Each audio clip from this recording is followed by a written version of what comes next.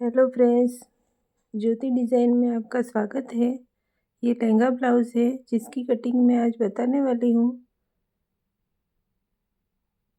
ये 34 साइज़ का princess cut blouse है। तो चलिए वीडियो स्टार्ट करते हैं। मैंने ये अस्तर का 80 सेंटीमीटर फैब्रिक लिया है जिसकी ओपन साइड मेरी तरफ है और मैं हुक पट्टी के लिए आधा इंच इस तरह से लाइन खींच लूँगी। ये बैक ओपन ब्लाउज़ है इसलिए हुक पट्टी पीछे करनी है। अब मैं लेंथ में 14 इंच है जिसमें ऊपर और नीचे का मार्जिन प्लस करके निशान लगा लूँगी। शोल्डर के लिए मैंने 5 इंच लिया है और इसकी लेंथ में आर्मल के लिए मैंने 5.5 इंच लिया है। पहले मैं सीधी लाइन कर लूँगी।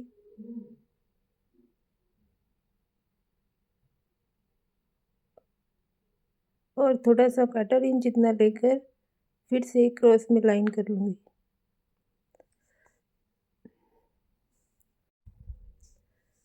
अब अपर चेस्ट का 4 भाग में डिवाइड करना है और हुक पट्टी को छोड़कर इस तरह से 8.25 इंच पर मैं आर्मल की तरफ निशान लगा लूँगी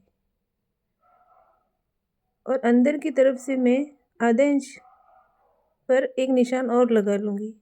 ये मैंने क्यों लगाया है वो मैं आगे आपको समझाने वाली हूँ।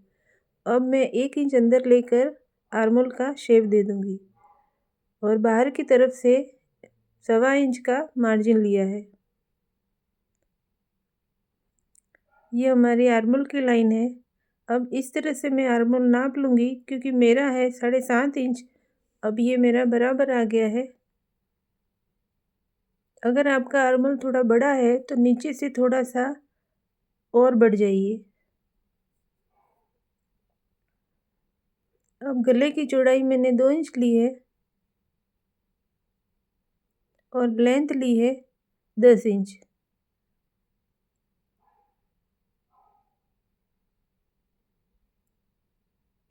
नीचे की तरफ से मैं 3 इंच चौड़ाई ले रही हूँ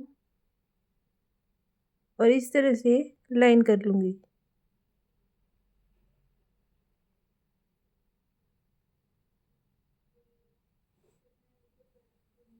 इसमें मेरा ब्रॉड गला है इसलिए मैंने नीचे से 3 इंच लिया है।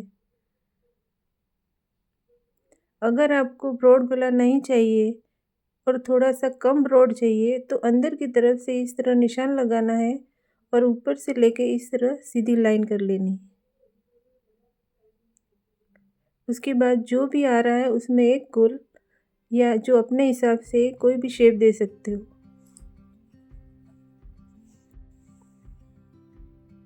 अब कमर की तरफ से मैं 1 इंच टक्स का ले रही हूँ और आगे की तरफ कमर का चौथा भाग करके निशान लगा रही हूँ और उसके बाद मैंने ऊपर जो मार्जिन लिया था वही नीचे ले रही हूँ और इस तरह से लाइन कर लेंगे। अब जो मैंने आर्मल की तरफ आधा इंच अंदर लिया था वो इसलिए लिया था कि मेरा यहाँ गला 10 इंच जितना डीप है और ब्रॉड भी है तो थोड़ा सा तो वो फैलेगा ही और फैलने के बाद आर्मल की तरफ इस तरफ झोल ना आए इसके लिए मैंने आधा इंच कम कर दिया है। तो यहाँ अपर चेस्ट का मैंने 4 डिवाइड किया और उसमें मैंने आधा इंच कम किया है और इस तरह से मैं आर्मल का शेप देने वाली हूँ जो हमारा सिलाई का रहेगा। बाहर की जो लाइन है वो हमारी कटिंग की है और इस तरह से जो मैं नाप रही हूँ वो मेरी सिलाई की है और मेरा आर्मल यहाँ 7.5 का है। अब कमर के टक्स के लिए मैं हुक पट्टी और मार्जिन को छोड़कर बीच वाला जो भाग है उसका बीच सेंटर लेकर गले से थोड़ा नीचे मैं निशान लगा लूँगी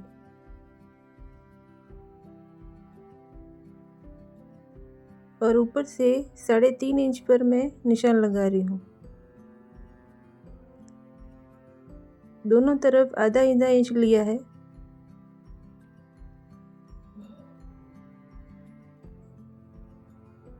अब यहाँ मैं आपको एक ट्रिक और बताने वाली हूँ। पहले मैं इसको कटिंग कर लूँगी। जब हम कमर में टक्स लेते हैं तो पीछे वाला जो भाग है वो इस तरह से नीचे झुक जाता है, और जब हम इसको पूरा कंप्लीट करने के बाद पहनते हैं तो या कमर में झोल आता है या तो फिर आर्मोल की तरफ झोल आता है। तो इस झोल को मैं ठीक करने के लिए इस तरह से टक्स के लेकर मार्जिन तक इस तरह से क्रॉस में लाइन खींच लूँगी। मार्जिन की तरफ मैंने आधा इंच लिया है। अब इसको मैं कटिंग कर लूँगी। आगे ऐसे ही आपको ट्रिक्स जानने को मिलेंगे, तो वीडियो को एंड तक ज़रूर देखिए। अब कटिंग करने के बाद फिर से एक बार देखेंगे तो टक्स लेने के बाद न इधर से और ऊपर से दोनों तरफ से कपड़ा बिल्कुल सीधा है, और कमर में भी आप देख सकते हो ये बिल्कुल सीधा आ रहा है, कहीं से भी कोई झोल नहीं है। डीप नेक ब्लाउज में ये आइडिया बहुत यूज़फुल है। अब मैं फ्रंट पार्ट कटिंग कर लूँगी। अब मैंने ये कर लिया है। मैंने बैक पार्ट को इस तरह रख कर फ्रंट पार्ट कटिंग कर लिया है। ऊपर से शोल्डर और आर्महोल में मैंने निशान लगा लिए हैं, और पीछे की तरफ से 1 इंच एक्स्ट्रा लिया है, और नीचे की तरफ से मैंने 1 इंच एक्स्ट्रा लिया है। यूँ तो आधा इंच ही लेते हैं नीचे की तरफ, लेकिन मैंने इसलिए लिया है कि जैसे ब्लाउज़ कंप्लीट होने के बाद हम पहनते हैं और हमारे हाथ ऊपर की तरफ हम मूव करते हैं तो ब्लाउज़ इस तरह से ऊपर चढ़ जाता है, इसलिए मैंने आधा इंच एक्स्ट्रा ले लिया है। मतलब टोटल 1 इंच मैंने एक्स्ट्रा लिया है। इस तरफ 3.25 लिया है, फिर 2 इंच टक्स का लिया है, और बाकी जो कमर का जो बचा है वो लिया है। उसके बाद मार्जिन लिया है, और लास्ट में 1 इंच दोनों पार्ट डिवाइड करके जो सिलाई करेंगे उसके लिए लिया है। यहाँ टक्स पॉइंट 10 इंच है। ऊपर से मैंने 3.5 इंच लिया है, जिसमें 1/4 इंच जितना 2 पार्ट डिवाइड करके जब सिलाई करेंगे तो उसके लिए जाएगा, और नीचे से 3.25 इंच लिया है। फुल बस्ट 2 इंच के टक्स में मैनेज हो जाएगा, और दोनों तरफ की गोलाई लेने के बाद नीचे की तरफ से जो एक्स्ट्रा रह गया है इसको मैंने इस तरह से तिरछा निशान लगा लिया है, जो बाद में जाके मैं कटिंग कर लूँगी। ये मैंने फ्रंट आर्महोल का निशान लगा लिया है। गले में मैंने अभी के लिए राउंड शेप दिया है, बाद में मैं इसमें एक पैटर्न बनाने वाली हूँ। अब शोल्डर की तरफ मैंने 5.5 इंच किया है, जिसमें 3 इंच का शोल्डर है और 2.5 इंच का गला है, क्योंकि पीछे वाले पार्ट में मैंने अपर चेस्ट में आधा इंच माइनस किया था क्योंकि वो गला बड़ा था, और आगे वाले फ्रंट भाग में मैंने गले की तरफ से आधा इंच बढ़ा दिया है, क्योंकि गला छोटा है तो लूजिंग चाहिए। ये मार्जिन है। आप इस तरह से एक बार कटिंग करके ब्लाउज़ बनाइए, अच्छे से फिनिशिंग से बनेगा। अब मैं इसको मेन फैब्रिक के ऊपर कटिंग कर रही हूँ। मेन फैब्रिक को इस तरह रख लेना है। ओपन साइड मेरी तरफ है, और सबसे पहले मैं बैक पार्ट को रखूँगी।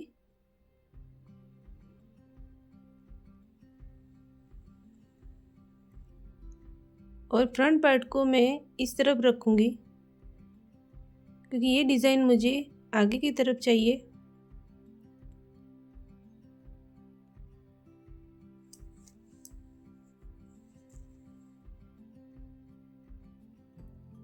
और सभी पार्ट इस तरह रख लेने हैं,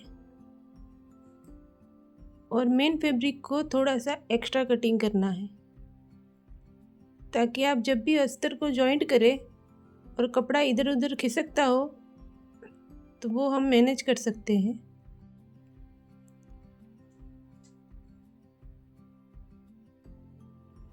सभी पार्ट इस तरह से कटिंग कर लेने हैं।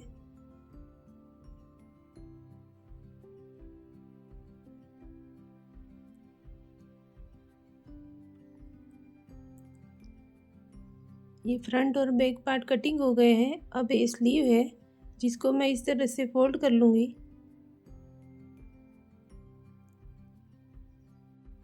ये एक साथ 2 स्लीव कटिंग होने वाली है और मैंने कपड़े को इस तरह से फोल्ड करके रख लिया है। ओपन भाग मेरी तरफ है। स्लीव को मैंने पहले से पेपर पे कटिंग कर लिया है। क्योंकि ये वीडियो थोड़ा लंबा हो रहा था इसलिए मैं स्लीव की कटिंग नहीं बता रही हूँ। स्लीव की कटिंग मैं किसी और वीडियो में शेयर करूँगी। अभी के लिए मैंने ये पेपर कटिंग इसके ऊपर रख ली है।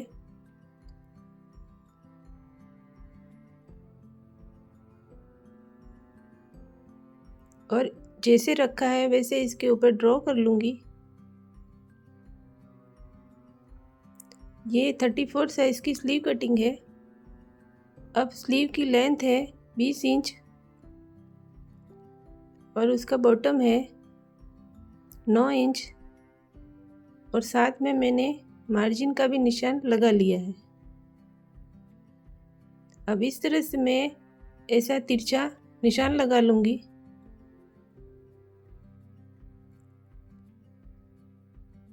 और इसको कटिंग कर लूँगी।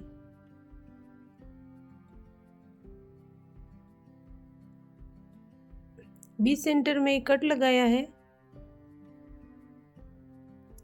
अब इसको मैं ओपन करूँगी।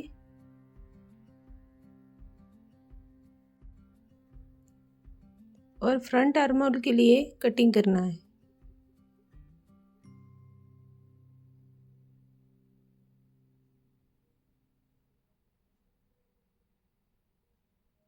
नेक्स्ट वीडियो इसकी सिलाई का होगा जो देखना ना भूलें।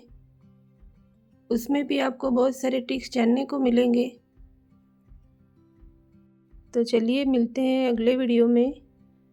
जाते जाते ज्योति डिज़ाइन को लाइक और सब्सक्राइब करना ना भूलें और कमेंट में ज़रूर बताएं ये वीडियो आपको कैसा लगा। Thank you watching for my video.